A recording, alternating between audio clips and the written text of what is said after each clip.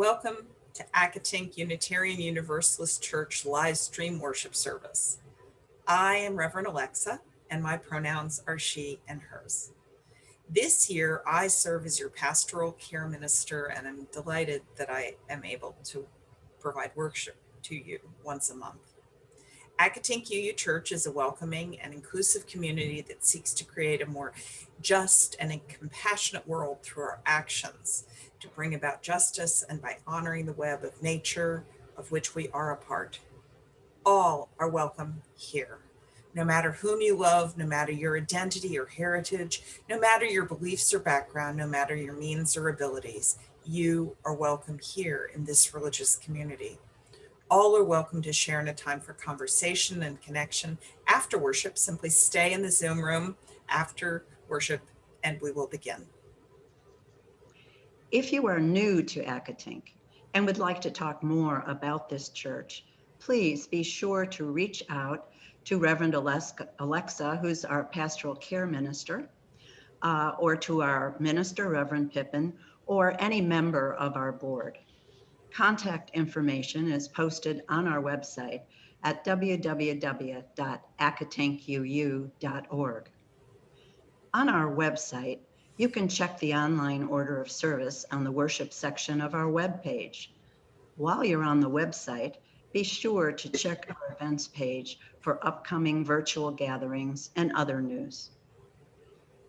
I now invite you to close all your other windows or apps and devices. Take a deep breath and center yourself for worship.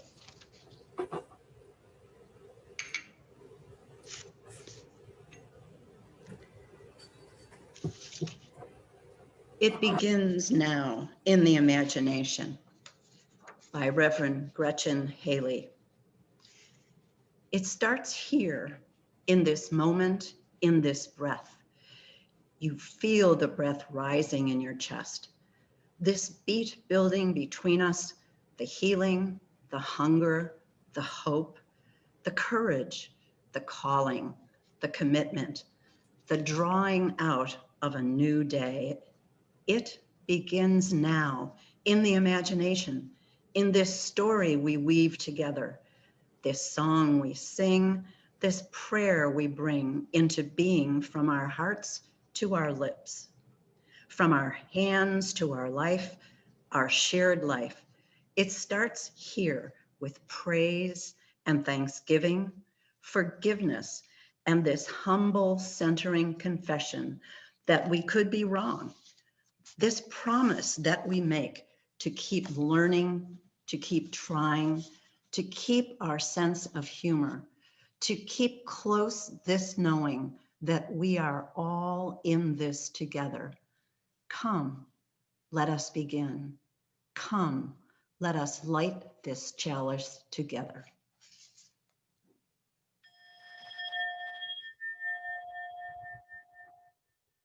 Nikki Scott Bay Jones calls herself a justice doula, a person who helps bring justice to birth. I first got to know her work at the Revolutionary Love Conference in New York City, which perhaps some of you have also attended. This is our call to worship today. Nikki Scott Bay Jones, Invitation to Brave Space. Together we will create brave space, because there is no such thing as being in a safe space. We exist in the real world. We all carry scars, and we have all caused wounds. We exist in the real world. We seek to turn down the volume of the outside world. We amplify voices that fight to be heard elsewhere. We call each other to more truth and more love. We have the right to start somewhere and continue to grow. We have the responsibility to examine what we think we know. We will not be perfect. This space will not be perfect. It will not always be what we wish it to be, but it will be our brave space together, and we will work on it side by side. My prayer today is based on the words of Amanda Gorman in her inauguration poem, The Hill We Climb. spirit of hope and love, spirit of movement and change. This week, the hill we climb has switchbacks. Some steep up hills, some travel that feels easier and more level. So much changed. There is much to despair and much to celebrate. So often these two realities present in the same moments and require us to hold on to hope and determination and work to create the world we believe is possible, while also renewing our joy in the world to which we are moving. Poet Gorman reminds us that being American is more than a pride we inherit. She calls us to see the past, even step into the past to discover how to repair it. She says, and it is true, we will rebuild, reconcile, and recover in every known nook of our nation, in every corner of our country. Our people, diverse and beautiful, will emerge battered and beautiful. When day comes, we will step out of the shade, aflame and unafraid. The new dawn blooms as we free it, for there is always light, if only we are bright enough to see it, if only we are brave enough to be it. Divine One, grant us the imagination to find our way among the rocks and pitfalls and, yes, history from which we must recover. Let us be brave enough to see our role in creating the national beloved community to which we all aspire. Let us be brave enough to take action on this wisdom. Let us be brave enough to be the change we seek. Amen. The title of this sermon is 8 Precious Things, and I think you're going to see why. Our 7 current principles are, I bet, well known to you. Jen, could you please put up our slides so we can look them over together? First, let me talk about that little preamble up front. We, the member congregations of the UUA, covenant to affirm and promote. That statement is at the top of the list of the 7 current principles. And while it is often left out of posters or simple lists of the principles, it is important because these are values, purposes, and principles which our denomination member congregations covenant to affirm and promote. So it says, we, the member congregations of the UUA, covenant to affirm and promote. The heart of our congregational polity, and for those who don't know, that's the kind of, each congregation is separate, connected, but separate. They have power and individuality. The heart of our congregational polity is wrapped up in that introductory clause that declares the purpose of the Association of Congregations is actually to uphold the principles. A little boring stuff. It is in our denominational bylaws, Article 2, Section C-2.1. These aren't personal statements. They aren't, though some of the posters say, we believe. And yet, many of us do believe them and hold them close, but that isn't what they are about when they're shared in an official way. They aren't a congregational or personal creed, which is what I believe would be. Rather, these principles are about congregations and covenant, not individuals and beliefs. The principles are aspirations we covenant to live into as a congregation. They're covenantal statements of what I choose to create with y'all. The principles are a statement of the world we are actively choosing to build together. The principles call us to spiritual growth, not to belief. Having said more about the context or setting for these statements than you probably ever thought you would hear, let me read the current 7 principles and talk about them a bit. So here we are at number 1, the inherent worth and dignity of every person. I know of plenty of people who think that this does it. With the first principle, we've got our covenantal agreement. If we all really behaved like each person was worthy, we'd be there. It would be beloved community, just like that. Snap your fingers, and yes, our world and our denomination is strengthened when the loving statement that affirms the inherent worth and dignity of every person is proclaimed. But no, that isn't the whole agreement, promise, covenant we want our congregations to make to our association and among themselves. Here are principles 2 through 4. Again, we have that contextualizing statement, which I just have to keep reinforcing because it covers the whole group of 7 principles. So when you pull them apart, you kind of got to put it back up there at the top. We, the member congregations of the UUA, covenant to affirm and promote. 2, justice, equity, and compassion in human relations. Acceptance of one another and encouragement to spiritual growth in our congregations. A free and responsible search for truth and meaning. The next slide, I don't need to read that top part again, but you know it's right there. The right of conscience and the use of democratic process within our congregations and society at large. The goal of world community with peace, liberty, and justice for all. Respect for the interdependent web of all existence of which we are a part. As a group of principles, 2 through 7 elaborate on and reinforce the wisdom in the first principle. The principles as a group call on us to covenant and work towards justice and equality and accept one another. These principles talk about the importance of truth and how we should conduct a responsible search for truth, and the importance of the democratic process in the fellowship and our larger community. How relevant for today. They remind us of the larger world and the common goal of peace and the interconnected web of all existence.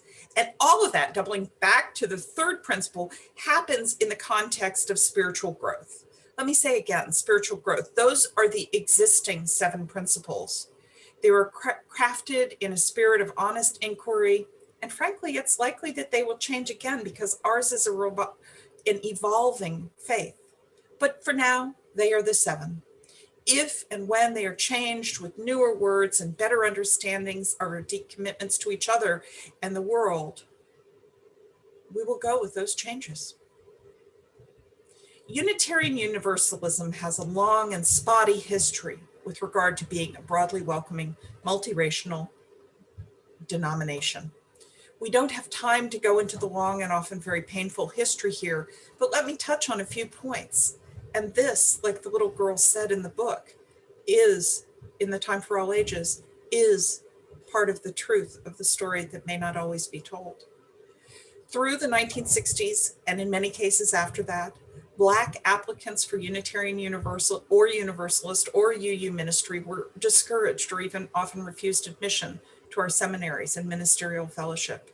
Remember, this is a historic problem going way back. Similar rejections happened when congregants or ministers tried to open churches or fellowships in predominantly Black neighborhoods. In the civil rights time, our denominational leadership didn't fulfill an important promise to our Black leaders. And indeed, that controversy, which is worthy of its own sermon, led to a racial rupture in our denomination. Throughout our history, people of color have been told explicitly or implicitly that the church down the way is for people like you. Many members and congregations pushed people of color away from attendance, membership, and leadership in our denomination. Yes, many UUs worked hard during the civil rights era, even giving their lives. And yes, it is a proud and important part of our history, but we neglect to look at our own congregational and denominational behaviors towards people of color who applied for jobs or in other ways wanted to be and would have been great leaders. Black Lives of UU, or Blue as it is often called, was created by Black UUs, mostly queer Black women UUs, in 2015 to expand the power and capacity of Black UUs within our faith, provide support, information, and resources for Black UUs, and promote justice making and liberation through our faith. All that led to the 2017 Blue-led teach-ins at many of our congregations. These were teach-ins about racism and white supremacy culture. One of the core messages of the teach-ins was that white supremacy is a set of institutional assumptions and practices often operates unconsciously and tends to benefit white people and exclude people of color. Actual white supremacists as unfortunately we have seen this month in our own nation's capital, are not required in order to uphold white supremacist culture. Building a faith full of people who understand that key distinction is essential as we work towards a more just society.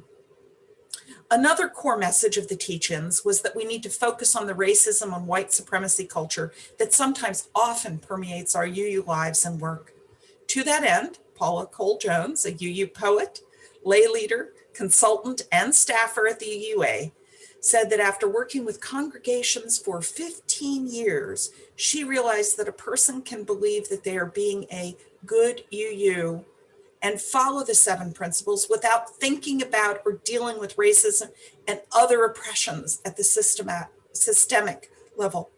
So she wrote and proposed the 8th principle as an addition to our other principles in the bylaws of our denomination, and frankly, in our hearts. That was a lot of history. I'm not going to quiz you.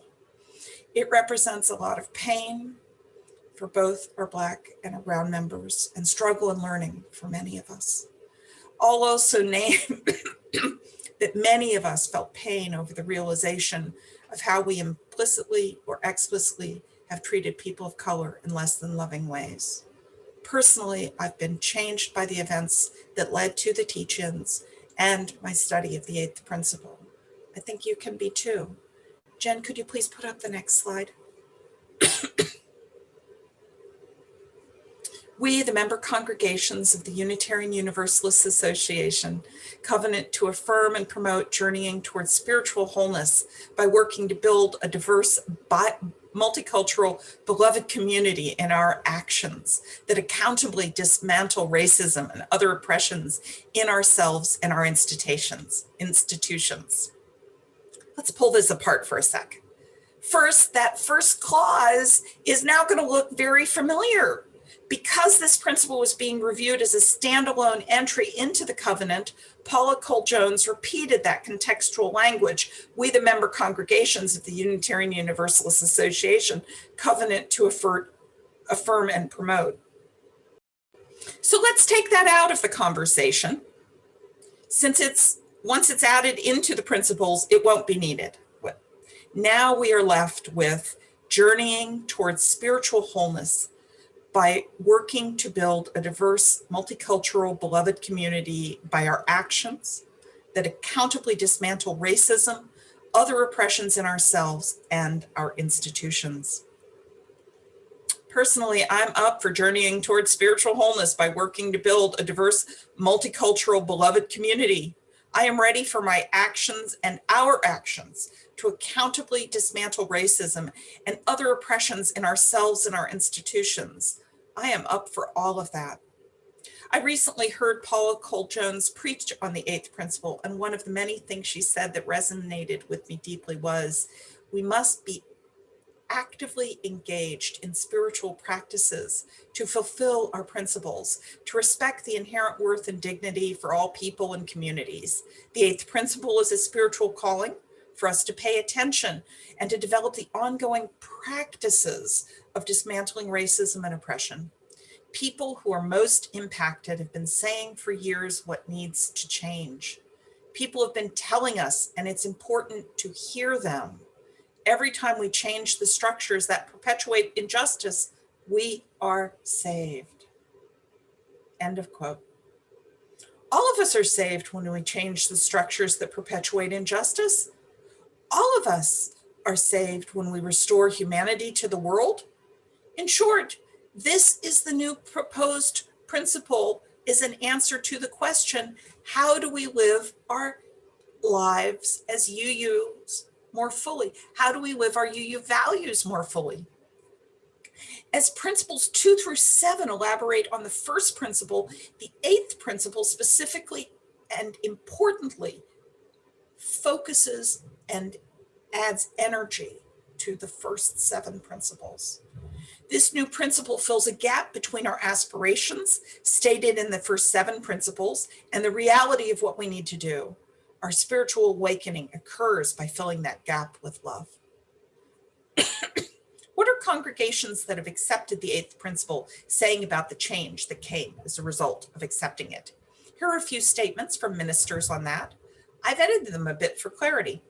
One minister said, people wish that UUism would come into its fullness of living its values, but it hasn't. The eighth principle is an important theological statement that brings in language of beloved community, urging us to accountability and action. To really implement the eighth principle, it must be owned by the congregation. Someone else says, if you want to attract people under 40, you should probably adopt the eighth principle. That's what people want to see in their lives. Another said, faith communities that will thrive in the new age after COVID are going to be anti-racist. It's like the world just woke up. The changes already happened, and we as congregations and a denomination have to catch up. Another minister said, we are seeing an increase in the enjoyment in our services. If we think about this as a blank slate, how would we reimagine our community to have an eighth principle lens in everything we do? What would our community look like on the other side of this pandemic? It would include diversity in people, but diversity in theological materials and musical styles. If this becomes the norm, then diversity is what we all have in common.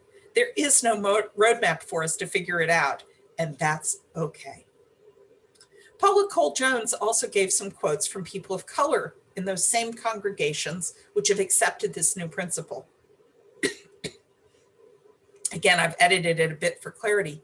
These comments were an answer to the question, what difference has the eighth principle made for you?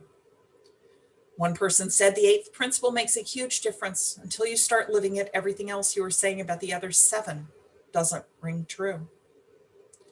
Another says, I knew intuitively that I was loved in my congregation, but for them to adopt the eighth principle was a tangible expression of that love.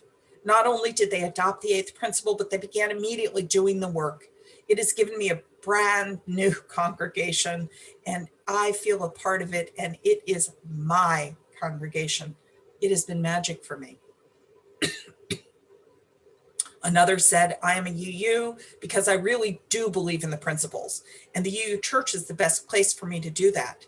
The eighth principle is hard work, and I'm not sure we've developed the muscle that we need to make the eighth principle real and transformative. But I think if we did that work, it would change our reality in terms of how we see our world and how we live in it. In short, those congregations that have accepted the eighth principle and done the work are much, much more welcoming and loving places, much closer to beloved community that we all aspire to. A friend made a video I don't have time to share with you today. It's about a fictional mixed race worship committee in a UU congregation in Pennsylvania. I don't know why I chose Pennsylvania. One of the first scenes is a Black woman trying to say that she's going to take a break from the work of the committee for a few meetings while the white folks figure out their approach to the topic. That makes sense to me. Maybe you or people of color feel the same way. Maybe this really is a lift for the white people. For those of you who identify as white, the story I'm about to share maybe rings true. It's a story that goes something like this. A pig and a chicken are walking down the road. The chicken says, hey pig, I was thinking we should open a restaurant. Pig replies, maybe. What would we call it? The chicken responds, how about ham and eggs? The pig thinks for a moment and says, no thanks, I'd be committed, but you'd only be involved. What does it mean to be committed to implementing the eighth principle? Not involved with implementing it, but committed.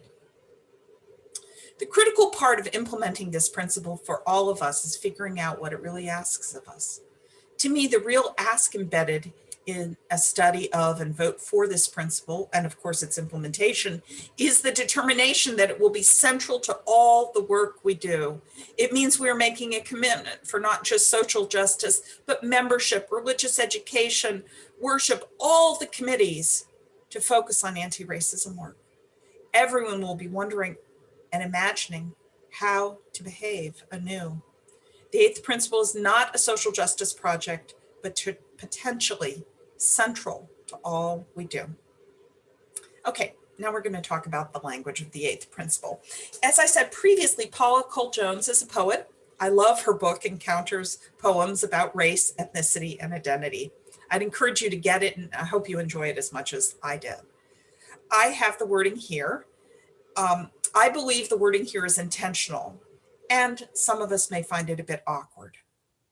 Lots of us are editors by profession. I bet many of you, more than we might imagine, have a red pencil tucked behind your ear. And I think some of you are just itching to pull it out and start editing. I've heard a lot of well-meaning people say, I like the idea of the eighth principle, but the principle is written poorly, or it doesn't match the cadence or structure of the other 7. Or maybe someone is a humanist who doesn't want the word spiritual wholeness included. Despite the fact that the words spiritual growth are in our 3rd principle, maybe someone wants to edit out those words. I've seen it. Or maybe some editor has come up with something else I haven't heard yet. But this is the language chosen by those impacted by racism. No one gets to edit out those truths in the name of clarity, grammar, or for any other reason. Can we all instead understand the essence of what is being asked and commit to that and not get caught up in the phraseology? Can we commit to the intent of the principle and the call to action it invokes? As Reverend Rachel Hayes said to her congregation recently, the question is not how we will change the language of the principles, but how can our principles change us? So how will study of this principle, and I hope its acceptance and implementation in this congregation, change you as a group and as individuals? For me, I can say that I believe, as psychologist and author Joan Boysenko says, some tension is necessary for the soul to grow. I've put the tension of building this covenant, affirming to promote the principle, to good use. I'm changed as a result of my study, and I hope the same for you. And here is one last comment from a Black person, a congregation that has accepted and is working to fully implement the 8th principle.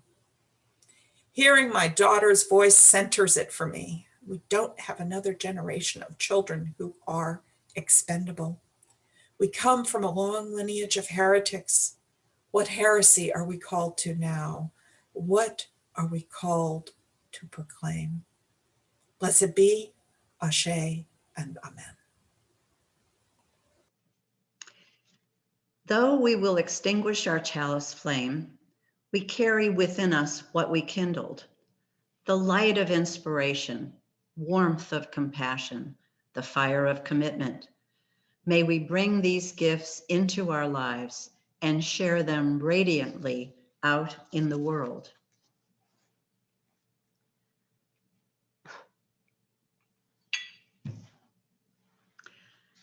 I invite you to join me now in our community blessing with these words of David Bumbaugh. This church is dedicated to the proposition that behind all our differences and beneath all our diversity, there is a unity that makes us one and binds us forever together in spite of time, death, and the space between the stars. We pause now in silent witness to that unity. This moment calls for an ethic of risk, an ethic that begins with the recognition that we cannot guarantee decisive changes in the near future or even in our lifetime. The ethic of risk is propelled by the equally vital recognition that to stop resisting, even when success is unimaginable, is to die. The death that is experienced by those who turn from rage, who forego resistance, is nonetheless real. It is the death of the imagination, the death of caring, the death of the ability to love. For if we cease resisting, we lose the ability to imagine strategies or resistance and ways of sustaining each other in the long struggle for justice.